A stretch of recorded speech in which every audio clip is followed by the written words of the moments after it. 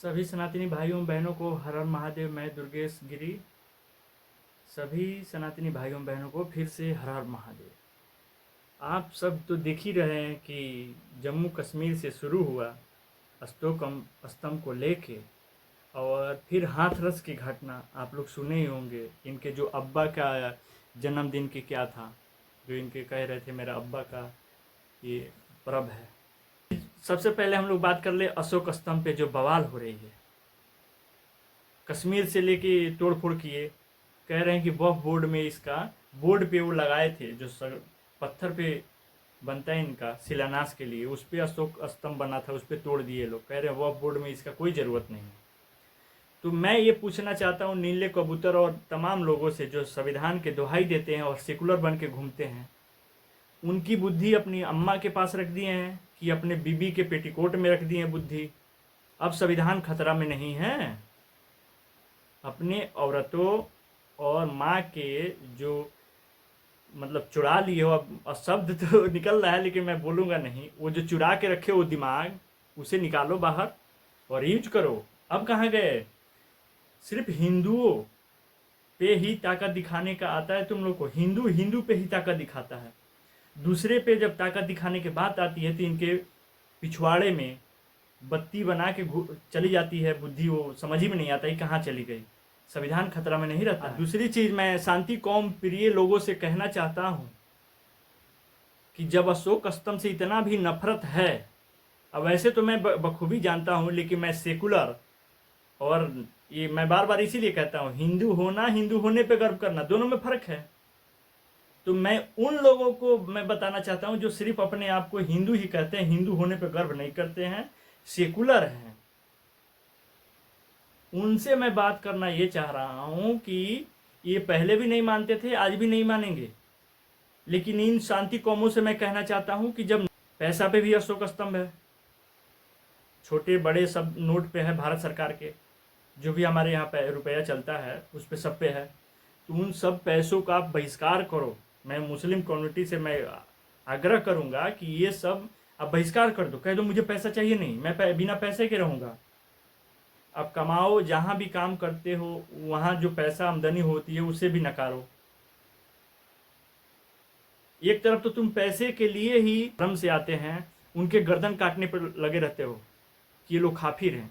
खाफिरों को काटते हो गर्दन, तो तुम्हारे अब्बा अब्बू पैसा देते हैं लाखों करोड़ रुपया।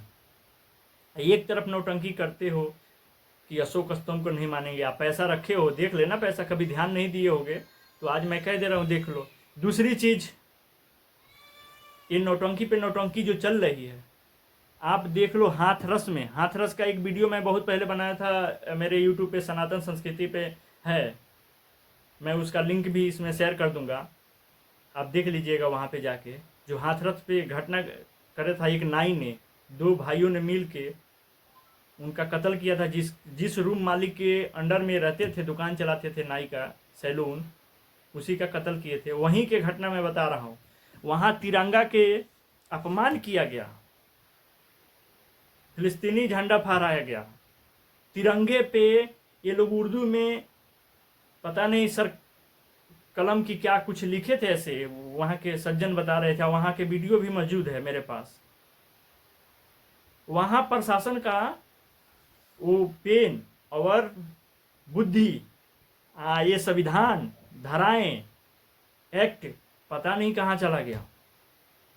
वही हिंदू करता, कोई हिंदू ऐसा कर नहीं सकता है, लेकिन हिंदू पर्व त्योहार पे कुछ बोलता है तो इनके बाहें फड़फड़ाने लगती है, हाथे एकदम उतावले हो जाता है एकदम से FIR लिखने के लिए। धाराएं पे धाराएं, ये फलाने धाराएं, इतना नंबर, इतना इसके अंतर्गत आपके ये धारा में फंसाया जा रहा है, आप इस धारा को उल्लंघन किए हैं। इस पुलिस वाले की औकात नहीं है, किसी भी पुलिस को मैं बार बार कहता हूँ। वो शांति प्रिय कौम पे जानते हैं कि अगर इस पे छेड़छाड़ किए तो मेरा सारा वर्दी रखा के धारा रह जाएगा।